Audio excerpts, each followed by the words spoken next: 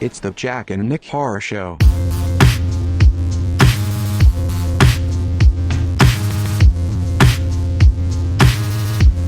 Hey everybody, it's New Jersey Nick. No Jack tonight, imagine that. Just New Jersey Nick. I'm here tonight because the show has to go on. We've both been so busy, but we really wanted to record something. Jack couldn't make it.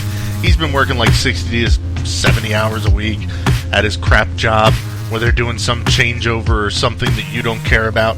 And me, I actually just recovered from surgery. It was minor. I'm totally cool. It's okay. But I just recently saw the Purge Election Night. I really wanted to talk about it. Me and Jack's next episode is supposed to be on the Neon Demon, but he's not here. So we're saving the Neon Demon. We're tabling it. Everybody's not going to see the Neon Demon anyway until it comes out on VOD or DVD or whatever. So, at any rate, the Purge Election Year, now in theaters. Go check it out and then listen to this review, or vice versa. Listen to this review and decide that maybe it's something you want to check out or not. But first, before we talk about the movie, let's talk about something else that I'm really enjoying. It's in my hand. You can't see it, but maybe you can hear it as I have a sip of it. I got some Ecto Cooler, and you're probably wondering if it tastes like my childhood. And yes, it does. It tastes like my childhood. It is orange and tangerine flavored. It is sweet but tart. So that's how it tastes, if you're wondering. It tastes like a really sour, tart orange juice. In fact, it's not an orange juice. It's an orange drink from High C. And you can find them in stores, but it's kind of hard to find. By me, we had to go to a regional supermarket. ShopRite is the name of it. But I don't know what you have in your part of the world. But, you know, Target doesn't seem to have it. Walmart doesn't seem to have it. But the regional places seem to have plenty of Ecto Cooler. I don't know if you've gotten it yet. It's just a weird throwback, right? That we're getting throwback drinks. Hey, next time you'll get Crystal Pepsi. But you won't hear a review of it here. A, because I hate that, and I will never drink it. And B, because it's not horror movie themed. Ecto Cooler, of course, is tied to Ghostbusters, the big reboot coming out this summer that I am not thoroughly excited for. And Jack, who's not here tonight, Ghostbusters, the original, is his favorite movie ever, so he, of course, is not looking forward to the remake. But I kind of think we should review it for the show anyway. So if you agree with that, start tweeting to us at New Jersey Nick, at JacobK666, and at Jack and Nick Show. And we can decide if there's enough interest in us actually doing Ghostbusters. I think I need less convincing than Jack, but, you know, let us know what you think, please, always, all the time. Also, another segment we were supposed to do this week was going to be Horror Love Line, which is Jack's big idea.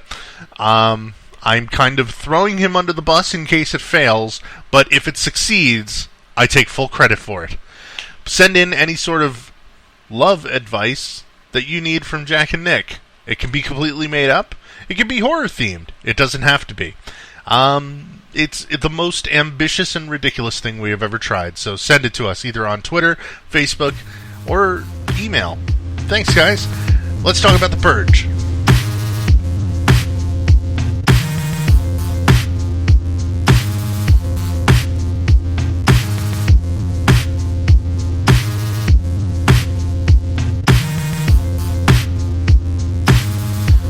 Purge Election Year is a 2016 horror film currently in theaters, so you still have time to go and see it if you like what I'm about to say about it. I'm not going to spoil the movie, but I do want to go over it, at least what I think the movie does really right and what it does wrong. Let me walk you through the Purge series a little in case you haven't seen it. Basically, in these movies, in a near future America, a group of tyrannical dictators have taken over America, and they once a year will declare the Purge, which on that day for 12 hours all crime is legal. You can go out and get everything out of your system, all the bad and all the evils of the world. Just go out and do whatever you need to do. Mainly it was started to kill off the homeless, and they did a really good job at that, and now they just kind of kill everyone.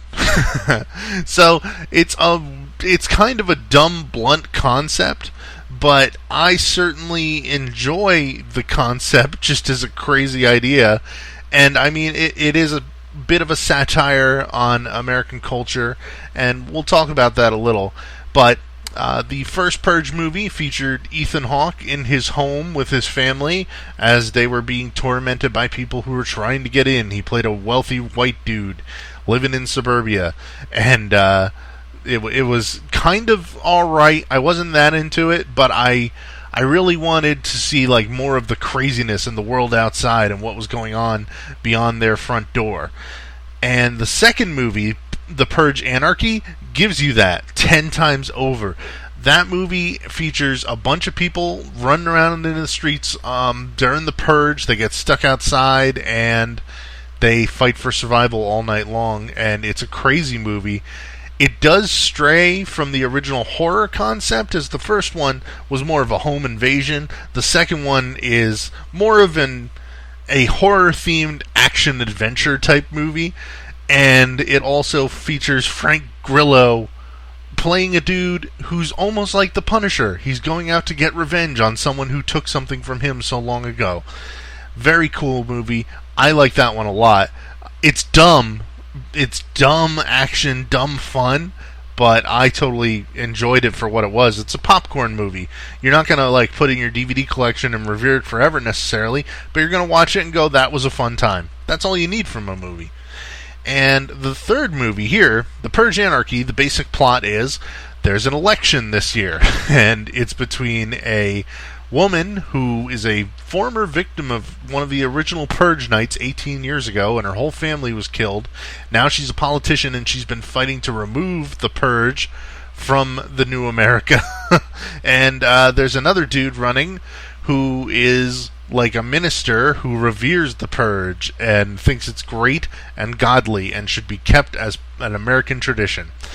And basically, each party is like the super Democrats or the super Republicans. They don't say that in the movie, but it's clearly supposed to be based on the two main political parties in America.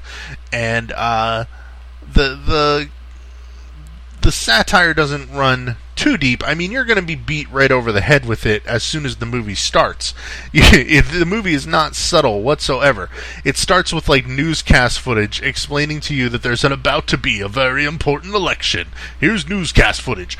Totally just like beating you over the head that the rich people like the Purge, the poor people die in the Purge, and therefore do not enjoy it. Which it pretty much would be exactly like that if there was a Purge. The problem in these movies, and the problem with if it happened in real life even, is the Purge essentially works. It gets rid of all crime. It really does reduce crime. Because I mean, it removes the undesirables from the world, if you will. And it gives criminals the chance to act out their more base desires. And it cuts down on all the costs of just running a country, spending money on healthcare, spending money on, feeding and clothing the people who otherwise cannot be. But the movie is definitely beating you over the head with it at the beginning. You see a lot of the rich white characters that rule the world going, there's not enough to go around for everyone. We need to get rid of these people or we will all be starving in the streets. Ridiculous stuff. And it kind of reflects what's going on in our world. I mean, it's dumb satire, but it really is a timely movie when you think about it. And horror itself is sometimes at its best when it is a strange funhouse reflection of the world in which it is created. And I mean, in these movies, the enemy is America and its people. Both the rich people who hold down the poor and turn them against one another, and the people on the streets who are so aggressive to try and take from others, just like the people that you have to worry about when you walk down your street sometimes. It reminds me of movies like one of my favorite movies from the 1970s and a good piece of exploitation trash cinema is Death Race 2000. And you would think that Death Race 2000, a movie about a cross-country race that is like televised and the biggest event of the year, and people get points for mowing down civilians. It's really ridiculous. But there's this whole other plot where like a revolution is being staged, and people feel like they've been oppressed, and that they're the ones who are being made to work and make society grow, while other people become celebrities based off their murders. And I mean, it has political undertones, and even like trashy exploitation cinema has always had these undercurrents that reflect what's going on in the world and tell the story of it and try and give you a little moral to go off with. You can especially look at George Romero's Dead movies. I mean, with Dawn of the Dead beating you over the head with the fact that it's about commercialism by taking place in a shopping mall. Day of the Dead sort of looking into ideas about authority and who should have authority. And I mean, even in that movie you have people with guns who are the ones who demand that they be listened to, for better or worse, whereas it makes it harder to do things like scientific experimentation. By the way, Day of the Dead, one of my favorite movies ever. Go check that out. Death Race 2000, also one of my favorites. So check those movies out. But The Purge here, I think it makes you think about class and the growing divide between rich and poor, and even the racial divide among Americans that has just come to color our culture and what it is to be American and to be a part of like social media or anything. It is troubling times, and it's hard to just make that living. And the idea of the American dream is slowly fading away. It is tumultuous times in America, and it's a great time to make exploitative art that is going to investigate and sort of pry at these ideas and take them to their like crazy extremes and make a bloody fun movie along the way. I say bloody fun because I enjoyed The Purge Anarchy as well. I feel like it was way closer in line with the second movie. And the second movie's just crazy, over-the-top violence, montages of the crazy stuff going on in the streets, several different storylines going on that all come together, because you follow mainly the one woman who's trying to eradicate the Purge is about to be assassinated, and she ends up on the streets in the Purge. And you follow another storyline about a dude who's just trying to protect his shop because the rates on his Purge insurance got raised the day of the Purge, and he couldn't afford it, so he's going to protect it himself. He just wants to protect his deli. And then you have another character that's this absolute badass that is an ambulance driver. People have made their own makeshift ambulance service to go out there and ride around and take care of the people who are stuck out in the Purge or purging. And it is, all these stories come together. Everything about it is just like crazy dumb fun. Everything that you want to happen in this movie probably will. It's predictable, it's dumb, but it's totally worth a watch. I mean, you can look at so many things that this movie gets right that other horror movies don't even come near. Like, there's the social satire, that's one thing. On the other hand, you have a movie that gets right what all of Hollywood messes up, and that is a truly multicultural cast. It avoids, like, a lot of stereotypes, except for one character who owns the deli is kind of the token black guy at times. But I feel like they worked really hard to make him likable despite that, so I feel like it kind of canceled it out a little. And everybody in the theater really seemed to like him and enjoyed him. His name is Joe the deli owner. Watch for him. And Lena Hartley, the ambulance driver, just a badass woman driving around on the streets who's like a legendary figure in her neighborhood because she goes out on Purge night and does the things that nobody else will do. What a cool idea. It is exactly what I would want to see in this movie, if I was making it. I mean, so I feel like that is particularly refreshing, though, to have people of color in a movie represented in ways that are not stereotypical, especially when you see like so many Hollywood blockbusters being like completely whitewashed in ways that make it really uncomfortable even for a white dude to sit there and watch. Like, I'm not going to go and watch, what was that movie that came out a couple of months ago, Kings of Egypt? Granted, I'm not interested in the first place, But when you take a bunch of white dudes and be like, here, they're all Egyptian fellows, that's kind of a stupid idea. And, I mean, you can see this everywhere. You know, people have problems with it with movies like Ghost in the Shell, which is an upcoming sci-fi movie based on an anime where the character's supposed to be Japanese, but I don't know how integral to the plot that is, but I mean, when it's literally a bunch of Egyptian dudes who are now white for some reason, it's kind of weird. But I mean, Hollywood has always done this, but it's also that doesn't excuse it. So it's kind of cool to see the people of America actually represented in this movie, and I appreciate that. The Purge movies also are all the brainchild of the director James DeMonaco, I think? Yes, James DeMonaco, and they're all produced by Jason Blum under Blumhouse, which has been churning out the horror movies of our time this decade, right? It helps a lot, though, with the continuity of the aesthetic and tone of the films as you go from one to the next. With a lot of franchises these days, you'll have them made by, like, part one is made by one dude, part two is made by the director that they hired just to quickly churn out a sequel. But then the main director comes back for part 3, and then he gets fed up and leaves, and part 4 is just garbage, and then part 5 is direct-to-video. You get these movies that go all over the place. You want to see where? Go and look at, like, the Paranormal Activity movies, where part 1, and, I mean, granted, some of them were made by the same people, but some of them are just like, what were they thinking with this movie? And they clearly had no idea or grasp on the concept of the movie in the Paranormal Activity movies. Whereas here in The Purge, they're like, we're just going to make a cool movie about the Purge being declared. And we're going to explore the different ideas attached to that.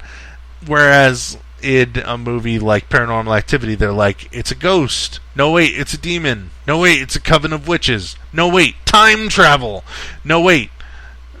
Go watch those movies and try and stomach it. I mean, it gets frustrating to watch a movie series just fall apart like that. You can even see with the new Insidious movies. I didn't see Insidious 3, but all of a sudden you go from following like one group of characters to following the minor characters to one day none of these characters will even be in the movies, and then why is it even called Insidious anymore? You know that this is the future of all horror movies because you've seen it happen with how many horror franchises. And here, The Purge has kept its consistency, and I have to assume that James DeMonaco actually believes in this project and thinks it's a cool idea. Like, you know, granted the first one's not that great, and maybe they didn't realize how great of a potential that these movies could have if they actually applied the ideas in them. And I think that they've finally gotten around to that and exploring like the rules of The Purge. I mean, it's got rules like a horror movie should, you know? I mean, every horror movie has rules except for, like, a lot of people complained about It Follows for breaking its own rules, but whatever, The Purge has rules. You can't go after the presidents. You can't the New Founding Fathers is what they're called in the movie, the group of dictators that rule everything.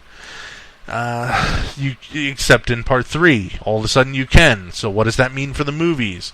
The rules have been changed by the government, and what you're allowed to do on Purge Night becomes crazier.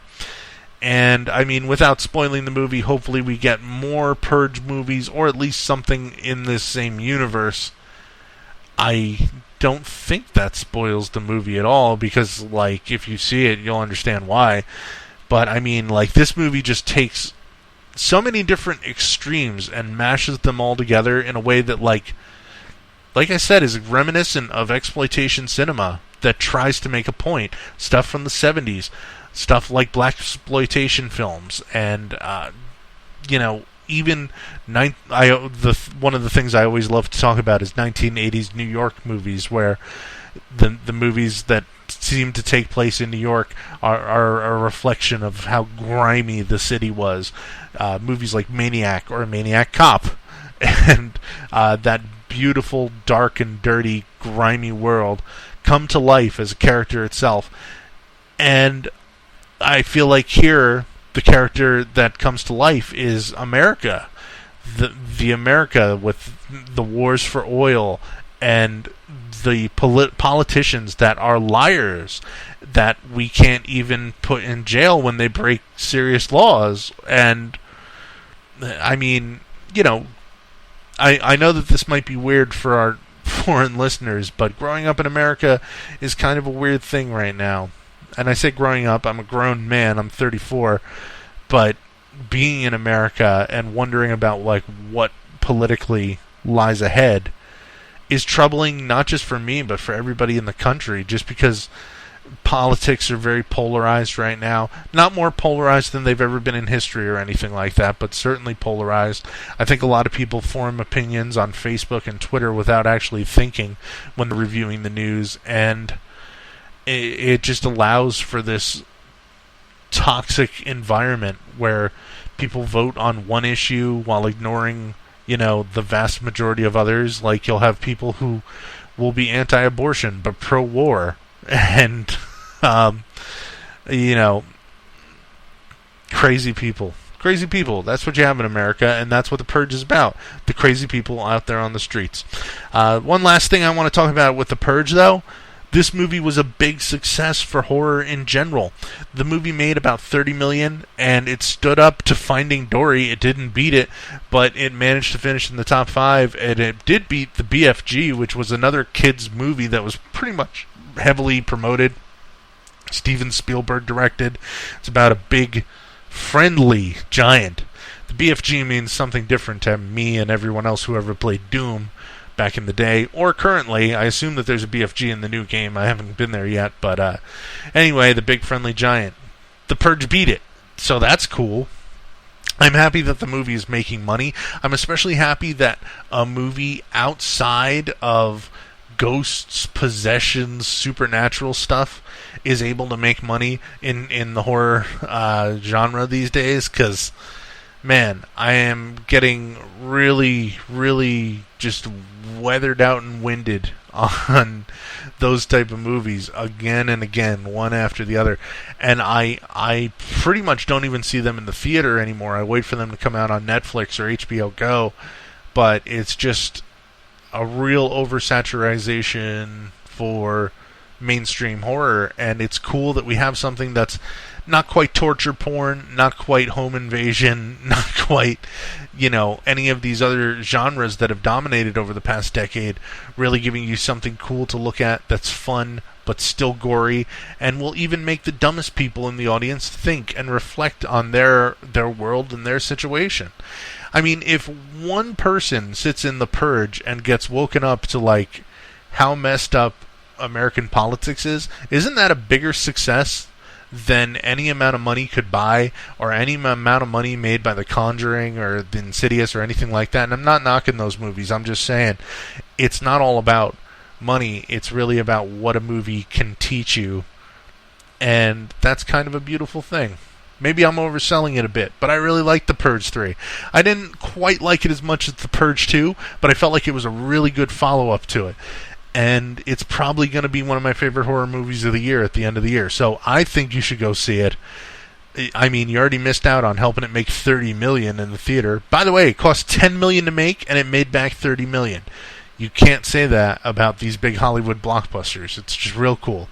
So I would definitely say check this out in the theater. Why not? What else are you going to see this summer?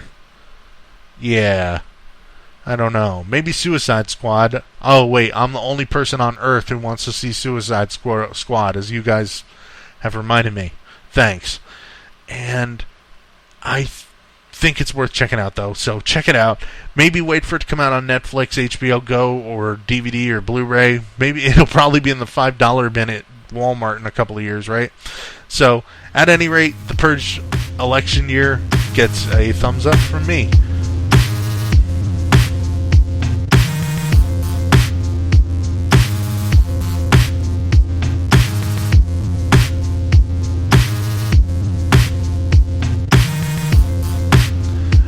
Alright, everybody, I'm winding down the show here, but I really want to talk about one more thing before I end it. Basically, I saw this post the other day on Facebook from Bloody Disgusting, an article of theirs is James Wan the most important horror director of the last 20 years? And it got a lot of comments. Some of them kind of bothered me just because I feel like people tend to miss what has actually happened in horror. Now, granted, James Wan wouldn't be in my top 10 or top 20, but I can't imagine that there's anyone who has guided the hand of what horror has become more than he, with the possible exception of Jason Blum, who's the producer for Blumhouse Productions, which has made every horror movie you've seen in the theater for the past couple of years. But, I mean, there are people that are saying stuff in the comments like, if money is more important to horror films, yes. People say he's too young, he doesn't have a good eye for horror, he has too many jump scares. Then you have other people that are like just crazy for him, saying The Conjuring 2 has solidified his place as a horror master, and you could see passion in every film he does. And I kind of think that people undersell whatever the contemporary director of their time is while it's going on, and it really takes time to reflect upon it and watch how the projects that the creator makes grows and the legacy that they have over time. I mean, personally, just looking in the past, decade or so since he's been active, movies like Saw and Insidious have grown to both have following in terms of fan support, and obviously they're still critical and profitable. They're critical successes. People like them. They're profitable. What more do you want out of horror movies? I guess you want it to be something that you personally like, which for hardcore horror fans, it's harder to get into stuff like Insidious and The Conjuring, and I understand that. I mean, they're not my favorite movies in the past decade or in the 20th century at all. I really did like Saw. I like the whole Saw series. Obviously, there were stinkers in there, and he didn't direct all of them. He was involved producing, I believe, every last one. And I think, though, that some of the stuff that he has created has gone a long way to just defining what horror is right now, for better or worse. And I think that in the long run, he will be remembered as a great director. Of course, I guess I could have named the movies he made, but I pretty much did. Saw, Insidious 1 and 2, and Conjuring 1 and 2. I mean, these are the biggest hits of our time. I think people need to be a little bit more open-minded, though, and just not assume that something is new and successful and therefore it's terrible. And I think that that's sort of a cultural, pop cultural standpoint nowadays, is like whatever is the biggest is therefore also the worst, and people are very cynical and realize that a lot of the things that are the biggest in quotes are made for the lowest common denominator. You see this everywhere. Some of the most successful movies of the past 10 years have been like the Transformers films, which are objectively pretty bad, and people hate them, yet they're making hundreds of millions of dollars. In pro wrestling, you see stuff like John Cena or Roman Reigns being the proven draws that everyone pays to go see, but when you read about them, it's just, you're reading about hate, you're reading about crowds openly booing the good guys because they don't like them. You can see this in everything. Video games. Call of Duty has the most disliked trailer ever for a video game on YouTube. But guess what? Call of Duty is the highest selling series of the past 10 years. And the one that everybody wants to complain about. I don't think it's the highest selling series of the past 10 years, but it is very popular on consoles. Don't argue with me over it, okay? You get what I'm saying. I think that the same is absolutely true in horror, that you see these movies that are making, millions of dollars, orders of magnitude more than the movies that we as hardcore horror fans kind of like, stuff like the VHS movies or It Follows or The Babadook or even Neon Demon, which got ran out of theaters with pitchforks a couple of weeks ago. But I can't wait to talk about. Not to spoil my review or my feelings on it all, right? But I think just have an open mind. I mean, directors like Kubrick and John Carpenter, their movies were like complained about when they came out. Not by everyone. I mean, obviously Halloween was a big success, but The Thing was not, The Shining, when it first came out, as I always try and point out to people, had terrible reviews. A lot of times people don't understand what's going on around them, and like, whether you like it or not, there are kids out there now that are going to grow up and Saw is going to be their first horror film that they ever saw. The Conjuring will be their favorite movie and the scariest movie ever. And they'll look at stuff like The Exorcist and say, how did you ever like that when Insidious is right here? So be prepared for that future that you're going to hate, horror fans. Thank you for listening tonight. Let me know if you think I did all right on my own here. I've never podcasted by myself before, so this is new for me. And I once again would ask you to follow us at Jack and Nick Horror Show on Facebook. We're on Twitter at New Jersey Nick or at Jacob K666 if you'd like to follow Jack, who's not here tonight. Let me know if you liked a shorter episode, if you like my voice, if you like anything I've done. Go ahead, give us a review and say Nick should never podcast alone without Jack again. I don't care, so long as you're being honest. Oh, wow, what a night. Anyway, please, watch more horror films. Go out there and see them. And if we get an opportunity to, hopefully our next episode is going to be that Neon Demon review with Horror Loveline, which we've never done before. So stay tuned for that. Please, please, please, please stick around. Thanks for listening tonight, and good night.